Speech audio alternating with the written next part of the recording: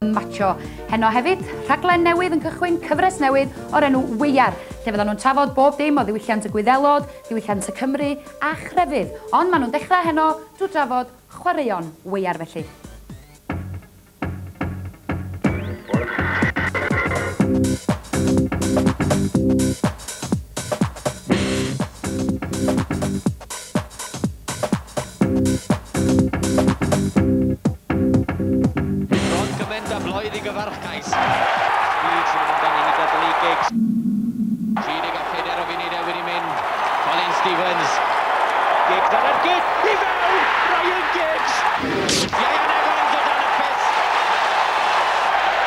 Enghreifftiau amlwg o Gymru sydd wedi llwyddo, ond ydyn ni'n cael ein geni ar talent yma?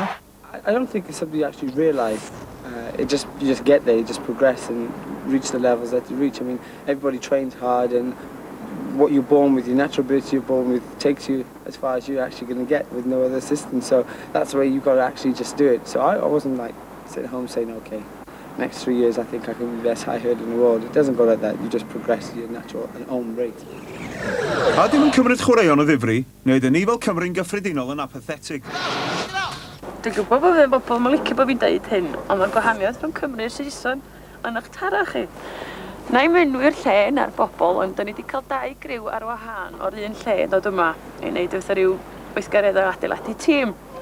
Griw y Cymru a chriw o'r Saeson. Oedd y Saeson yn ffantastig, yn llawn bwrlwm o gymrwydbredig ac yn gwneud sioe dda ni ac oedd nhw'n gret, oedd nhw'n hwyl. Oedd Cymru rhyw, be sy'n rhaid i wneud o? Be? Glychu. Di bod yn awerdwch, oedd rhyw... Yn amlwg, nid yw pawb yn hoff o chwaraeon. Beth yw'r peth pwysig felly i unigolyn gael allan ohono? Ac faint o gyfrifoldeb sydd ar yr ysgolion a'r colegau? Wel, peth mwyaf dwi'n credu yw cael mwynhad drwy chwaraeon. Ni gyd allai siarad am, addysg, ond dwi'n meddwl ar addysg gyflawn, addysg drwy'r corff hefyd. Bwriad unrhyw athrofa a unrhyw sefydliad addysg uwch yng Nghymru fydden ni'n meddwl yw darparu profiad dysgu gwerthfawr i'n myfyrwyr ni.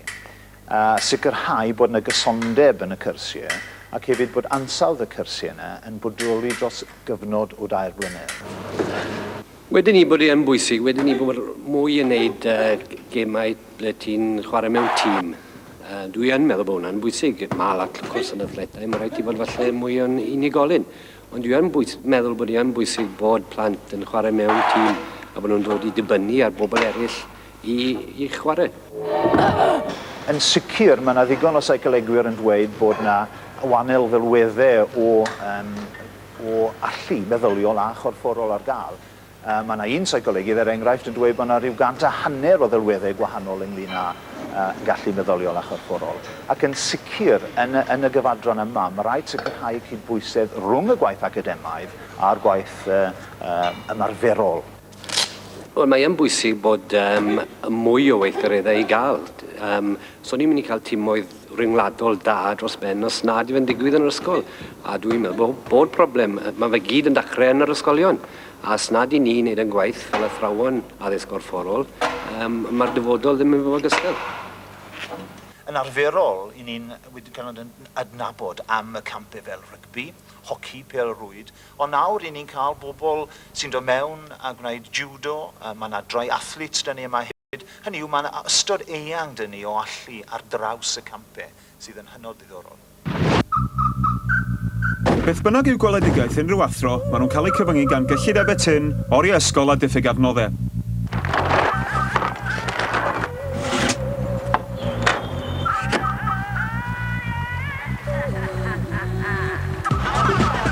Dyma pam mae canolfannau fel Plas Mynae ar lan y Fennau wedi ei sefydlu a hangu addysg gorfforol, ac i feithrin cronfa berfformwyr ac hyfforddwyr newydd.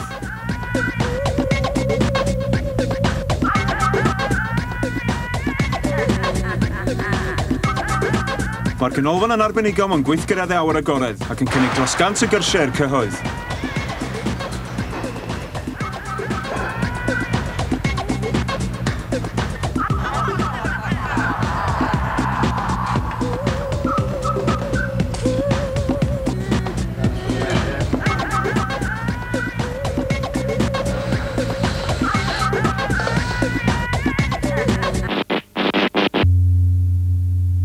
Pwrpas plas Menai ydy i drio cael mwy o bobl ifanc yma i ni gymryd rhan yn y gweithgareddau. So ni'n hoff iawn sa Cymru'n ennill fedal aur yn y gemau Olympaidd yn y byd hwylio neu yn y byd hwylfyddio. Hefyd mae gyda ni dîm cry ofnadwy o hwylio yn Nghymru rwan. Maen nhw'n dod i fyny'n dda iawn yn y 6 mlynedd dwytha. Hefyd da ni'n hyfforddi nhw yma felly. Mae gennym ni gymaint o offer ym Mlas Weinau na sgynnon ni un canolfan arall ym Mhrydain a'n Ewrop i ddweud y gwir. Gennym ni dros filiwn o bunna o offer hwylio, hwylfyddio, canwyo a mynydda yn y ganolfan i gyd. Felly mae ipyn o waith gwylio ar ei ôl o. Da ni'n cael grant gyda Cyngor Chwaraeon Cymru oherwydd nhw bia'r ganolfan. Mae ganolfan yn perthyn newid i'r swyddfa Gymraeg. Fel sy'n digwydd ym mhobman, mae'r grantiau yn cael eu torri yn blynyddol felly. Da ni'n gorau chwilio am incwm i ddod â hwnna i fyny. Y gweithgaredd mwyaf poblogaidd yn ei redag yn y ganolfan ydy wylio'r dingis, mae'n siŵr. Mae gyda ni gyrsiau i ddechreuwyr ar y dingis neu i arbenigwyr. Wrth da ni'n rhedeg cyrsiau hefyd i bobl sydd eisiau bod yn hyfforddwyr a prif hyfforddwyr yn y byd hwylio felly. Ar gyrsiau llawn amser, chydig iawn o bobl lleol sy'n dod yma. O'r Lloegr mae'r rhan fwyaf, mae 90% yn dod o ochr Lloegr. Ond mae yna nifer o bobl lleol yn defnyddio'r llefydd cynadlaethau a pwll nofio. Dod yma am ryw sesiynau nos a felly neu hanner diwrnod da ni'n gobeithio rhedeg iddyn nhw. Da ni wedi bod yn rhedeg yn y gorffennol felly. Canolfan arall sydd wedi gwneud llawer i hybu gweithgareddi awyr agored yw Gwersyll yr Urdd Glan Llyn. O pan ddechreuodd yn 1950, y pwrpas oedd i aelodau'r urdd gael gweithgareddau awyr agored ag ati a chymdeithasu drwy'r gyfrwng o Gymraeg a i Gymru gydyn i grist a ryw bethau felly. A mae hynna'n dal i fod i radda pan mae yna gyrsiau urdd i fewn, ond mae lot mwy na hynny ma'n hefyd. Siw bod yna rei bobl yn gwylio yn cofio Glan Llyn fath ar wlad o ryw cysgu mewn ryw gynnals a ryw gitia pren a ryw bebyll a felly. Rhaid chi ddod yma i weld bod wedi newid yn llwyr. Mae'r tŷ dal rhy fath, ond mae gennym ni 2 floc newydd sydd yn en-suite, un efo cawod a sinks a felly a ryw laig un bordel, un arall efo en-suite, cawod a toilet. Felly chi'n gorau chwilio am toilet ganol nos a felly. Da ni'n cael dros 9,000 dod yma bob blwyddyn wan. Ella nad ydyn ni'n cael gwersyll ha cweit mor packed o god yn y gorffennol. Beth sy'n digwydd mae hynny'n dod erbyn wythnosau hefyd, ydych chi'n gweld, ydyn mae wedi cael ei wasgaru mwy. Ond na, mae yna lot fawr o blant dod yma. Mae yna bobl o bob rhan o Gymru'n dod fan hyn i ddysgu am weithgareddau ar agored, hwylio ag ati. Ond, sam llond llaw yn dod o sifirionydd ei hun. Mae'n eich i weld pam, achos gyda ni llynnoedd yr mynyddodd o bob dim o'r stepan drws, ac wrth gwrs, faint o bobl dod gella sy'n bod yn Cadair Idris er enghraifft. Chyfo, fath yna'n beth. Mae'n siŵr y cic y penola bobl dim ôl. A cael mwy o bobl blin a traws o gella a bala i ddod i fa yma.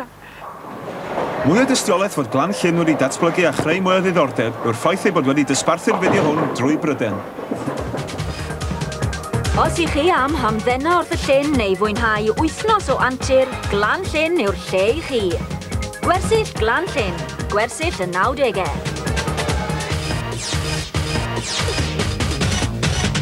Sut a lle mae rhywun yn dechrau yn ei camp? Mi nes i ddechrau ar y byd athleta yn bennaf wrth wneud ras hwyl yn Mangor. A oedd yn cael ei gynnal gan y clwb llewod. Wedyn nes i fewn yn gyntaf o dan 15. Mi gefais gris tŷ ag o'n i o we. When I was younger, I had a grant from Sports Aid Foundation, the Welsh Sports Aid Foundation, of £75, which helped me buy some training stuff at that time. So it was nice to be able to have a little support like that. I dechrau cnwio trwy fy nad, o'n i wedi edrych, oedd e'n cnwio cyn fi, a o'n i wedi gael go o fe, a o'n i dechrau o fyna.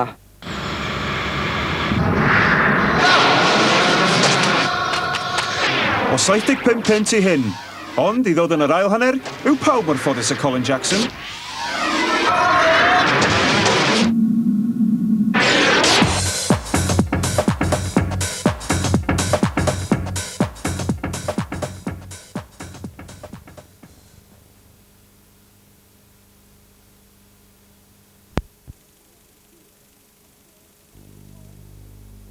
Croeso nôl, arhoswch efo ni am ffeinal fawr chwys bongo, ond i ddechrau ail ymuno hefo Weiar.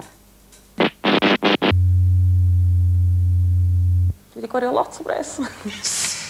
dwi wedi gwario miloedd o'n arian fi fy hun, mae'n siŵr. Dwi wedi bod yn lwcus, drwy'r amser dwi wedi bod yn rasio, dwi wedi cael noddi mor bella pre-sentro rasis, petrol a gwely a brecwast ac yn y blaen. Ond mae unrhyw gost arall yn gorfod cael ei gyfro gyda i. Dwi'n cael dim cefnogaeth o gwbl i ddeud y gwir gyn bobl o Gymru. Dwi wedi bod rasio 7 mlynedd a dwi rioed wedi cael unrhyw fath o gymorth o gwbl. Flwyddyn nesaf mae yr Olympics yn dod i fyny yn Atlanta yn Georgia. Ac mwyn bod yn nhîm Prydain yn yr Olympics, dwi'n gorfod wneud pencampwriaeth cwpan y byd leni a flwyddyn nesaf.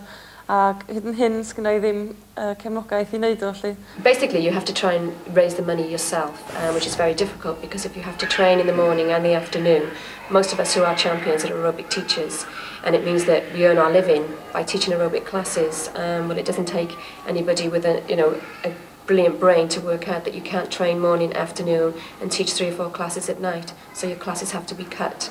And then you find, because your classes are cut, your income's cut. Beth yw'r rôl y cyngor chwaraeon yn atblygiad yr unigolyn? Dyn ni gweithio yn bennaf gyda awdurdodau lleol i ddatblygu chwaraeon. Maen nhw yn bennaf yn gweithio gyda ysgolion a gyda athrawon i ddatblygu chwaraeon yn yr ysgol ac ar ôl yr ysgol ac allan yn y gymuned hefyd. A mae gen ni allan yn rwan nifer o swyddogion fydd yn datblygu chwaraeon yn y dyfodol. Dwi'n meddwl wneud hwn gael effaith mawr yn bennaf ar blant. Oes unrhyw ddatblygiad mawr wedi bod? Wel, un o'r pethau dyn ni wedi gwneud dros y 2 neu 3 blynedd diweddar ydy setio Elite Cymru fyny. Sefydlwyd Elite Cymru yn 1994 i roi sicrwydd a chefnogaeth i'r perfformwyr gyrraedd ei nod. Cymru yw'r wlad gyntaf i fabwysiadu cynllun o'r fath, ac heddiw mae yna gronfa 80,000 o bunnoedd ar gael i 32 o unigolion. Yn yr 80au yn bennaf, roedd y cyngor yn gweithio ar rhan fwyaf o'r amser gyda cyrffreoli chwaraeon. Ond yn ddiweddar, dyn ni wedi gweld y bod hi'n bwysig i ddatblygu unigolion ar wahân i ddatblygu y cyrff ei hun. Un o'r rhai ar y cynllun yw Colin Jones. Y marn i am Elite Cymru bod o'n un o'r syniadau gorau i ddod allan o Cymru hyd yn hyn, dwi'n meddwl. Achos maen nhw'n cefnogi athletwyr a hefyd chwaraewyr eraill, ella sydd ddim efo'r cefnogaeth ariannol. Wedyn, mae'n wedi bod o fydd mawr i mi. Hefyd, maen nhw yn cynnig cefnogaeth chwarae sport science i fi. Wedyn, dwi'n cael sport science testing i wneud siŵr bod fi'n ddim yn cael anafiadau, ac hefyd maen nhw'n talu'n nghosta physiotherapy, so wedyn os dwi'n cael anafiadau, dwi'n cael yng nghosta i nôl, a maen nhw'n talu i gadw fi yn cystadlu. Mae'n broses lle ni'n gofyn i'r cyrffreoli chwaraeon i enwebu y bobl mwyaf disglair sydd gyda nhw yn eu chwaraeon nhw. Maen nhw'n rhoi enwau a manylion y bobl hynny ymlaen. Maen nhw wedyn cael ei ystyried yn ochr y wahanol ofynion sydd yn rhan o'r fenter, ac wedyn ni mae rheini mynd mlaen i banel sydd yn dewis y rai sydd wedi bod yn llwyddiannus. Beth ydyn ni'n edrych amdano yn y fenter yma yw am yr elite, wrth gwrs. Elite Cymru yw enw'r fenter, ac rydyn ni'n edrych am y goreion a rheini sydd â'r potensial i fod efallai y gorau yn Ewrop neu yn y byd yn eu camper. Felly mae rhaid fod yn gystadleuol yn y ffordd rydyn ni'n dewis pwy sy'n mynd ar y fenter. Well, I was nominated last year for an Elite Cymru award, and a Sports Aid award, which I didn't get. I think that had something to do with the actual age, because most aerobic athletes are over the age of 30, and most sports awards go to up-and-coming youngsters. I've been nominated again this year, but I'm still waiting to hear. Faint o gymorth mae'r cynllun wedi bod i'r athletwraig ifanc Lisa Gibbs? We have a grant, and that enabled me, being a heptathlete, to buy all my specialist shoes, high jump shoes, long jump shoes, etc. I bought vitamin supplements, and it also helped with expenses on my warm weather training. But you can't really give your day job up, because obviously the finances don't stretch that far. Mae wedi bod yn llawer o gymorth i fi. Mae'n rhoi grant i fi am canoeing equipment a'r competitions sydd yn lead y lan i'r World Championships nesaf. Os byddech chi'n gofyn rwy'n siwr i aelodau y cynllun, bydden nhw'n cadarnhau fod Elite Cymru yn ei helpu nhw mewn amryw ffyrdd i gwneud eu gorau yn y gamp maen nhw'n gwneud. Enghraifft, rydyn ni ddim yn unig yn rhoi cefnogaeth ariannol iddynt, rydyn ni'n rhoi cefnogaeth gwyddor chwaraeon, meddygaeth chwaraeon, rydyn ni hefyd yn rhoi cyngor iddynt a sut mae trefnu eu bywydau, a hefyd ar gyfer paratoadau seicolegol enghraifft ar gyfer eu campau. Felly mae yna nifer o bethau rydyn ni'n ceisio wneud i wneud yn siŵr fod gyda nhw'r paratowad gorau ar gyfer gwireiddio eu potensial yn y chwaraeon yna. Mae rhaid cofio fod yr arian a'r cefnogaeth sydd yn mynd mewn i Elite Cymru ar ben y cefnogaeth arall mae'r cyngor chwaraeon yn rhoi i gyffreoli chwaraeon yng Nghymru yn gyffredinol. Mae yna rhyw filiwn o bunnoedd ar y foment yn mynd mewn i gyffreoli drwy Gymru. Felly mae'r arian rydyn ni'n buddsoddi yn Elite Cymru ac ar gyfer y bobl yma ar ben y buddsoddiad arall rydyn ni'n gwneud. Felly mae ddim peryg fod y bobl eraill sy'n colli allan ddim mynd i gael unrhyw ddatblygiad o gwbl oherwydd y penderfyniad yna. They do tend to give all the money to the people who've made it. And the people at the bottom level or the middle sort of level end up with a grant perhaps, but not really enough to see them through. Fi casglu'r arian I gyd, mae rhaid naill ai sponsorship neu mas o pocket unan fi. Last year I placed 4th in my first European Championships, so obviously I'm hoping for top 3. When I went to the World Championships last year, it was said that I could be a champion. Funding and the right training, being able to go abroad and train, but without sponsorship you can't do that. I actually got in touch with a PR company because I was finding it so difficult to get sponsorship, and the lady in charge actually said to me that I had 2 things going against me. One, that I was an individual, and secondly, that I was female. Os nad yw'r grant yn ddigonol, be all rhywun ei wneud? During last summer, before the Commonwealth Games, I actually did the show Gladiators, and the prize money I think was £5,000 plus. You could win a Jeep and you go on to the international gladiators and then win a round the world trip. So yes, it did take me away, and I spent, I think, 2 weeks up in Birmingham while we were filming that. Well, I won my heat, but then I injured my foot and I had to pull out. So, and then unfortunately the injury, which did repair itself, reoccurred at the Commonwealth Games, and then I had to drop out of that as well. So really not a good year for me. Sut mae'r unigolion yn cael ei asesu? Mae rhaid ni edrych yn o fewn flynyddol, ac wrth gwrs rydyn ni'n edrych yn fanwl ar perfformiadau y pobl sydd ar y fenter. Ac wrth gwrs mae yna rai o'r flwyddyn gyntaf wedi cwmpo allan o'r rhan erbyn hyn, achos efallai oedd ddim wedi dod I fyny ar perfformiadau oedd yn edrych amdanynt yn y flwyddyn hynny. Ond mae'r eraill wedi ni'n cael cyfle I ddod mewn, efallai mi fydd rhai'r pobl hynny yn dod nôl fewn i'r fenter eto. When they assess you, they should do it over a longer period, perhaps 3 years or something like that, to give people a chance. People who are in, perhaps have just had not quite as good a season as they would have wished. This April will be reassessed. I think it's through our governing bodies, so there's a possibility that I'm going to get booted out, which means I'm back to square one really as far as the financial side goes. Well, it means I'll just keep plodding along. I'll stay with my job, obviously, anyway, and try and get some help from another source, perhaps companies, or possibly, I don't really know. We'll just wait and see what happens, really. I'll sort that out when I come to it. Nid arian yw'r cyfan, mae angen ymroddiad. Nid ar chwarae bach mae cyrraedd y brig. Mae rhaid I bod yn really dedicated am canoe surfio, I cyrraedd y top. Mae rhaid I ymarfer pob penwythnos, hefyd wneud yn y gym, yn ledge sefyll nechi, am stamina a for body strength. Hefyd mae rhaid I ymarfer yn y pwll nofio. Dwi'n ymarfer yn eitha caled ar y funud. Dwi'n trio peidio wneud gormod o filltiroedd, ond dwi'n trio rhedeg mor gyflym a fedra I trio cael yr speed I fewn yn y coesau am mwy na dim, cos dyna ydy'r elfen pwysica I draws gwlad, I cadw'r cyflymder yna. Mae'r diet yn eitha pwysig I mi. Mae rhaid cadw'r corff mewn siap eitha da, wedyn mae rhaid bita dipyn golew o carbohydrates. Ond wrth gwrs fel pawb arall, dwi'n licio'n chips a'n brydau Chinese. Os oes o'n i'n cyrraedd y safon digon ychal, yna mae'r posibilrwydd yna I wneud bywolaeth eitha da allan o athletau. O fel dydych chi, dwi eisiau trio canolbwyntio hefyd ar yn addysg fel os oes rhywbeth yn digwydd, mae gennym fi rhywbeth i ddisgyn yn ôl. Yn uchafbwynt i fysa, fel pawb arall mwy na thebyg yn myd athletau, fysa gystadlu yn y gemau Olympaidd yn 1996.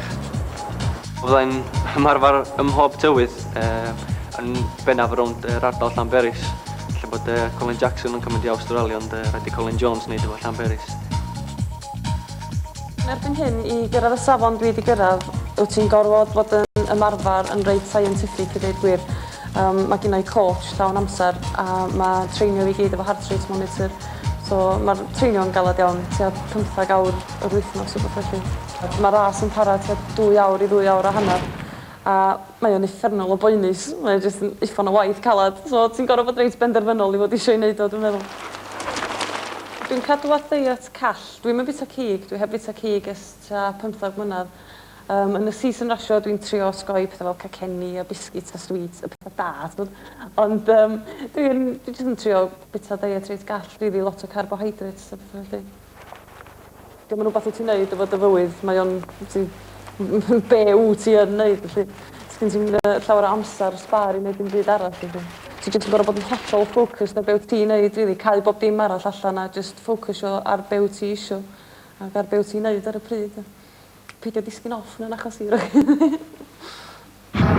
You've got to really decide what your bread and butter is. And for me, athletics is that. So it's great having all of these endorsements and sponsorships that you can actually do. But if you don't perform out there, then you're not going to get all of that. So you really got to have a nice, good balance, and people's got to advise you with that balance and help you to do that. I mean, I've spent 3 months of this winter already out of the country. I'm fortunate I can afford to be able to do that. There's many others who actually need the facilities to be able to do that haven't got the financial backup. And I'm not sure where the money's going to come from or if the money is going to come from somewhere, but it'd be great if people could afford to be able to go away, get out of this cold and miserable weather and go and get some sunshine, where training is much easier and it's much happier to do that. And the bottom line, when you come back home, you want to represent your country and well. Really, you've got to dedicate your whole life to it if you really want to get there. I mean, in athletics, certainly, if you play, it doesn't pay too much. So, you've got to really be committed into the sport if you want to be successful. Because other people out there who are a bit more committed than you have the same amount of time as you can get there first. And unfortunately, athletics, it's usually only one winner.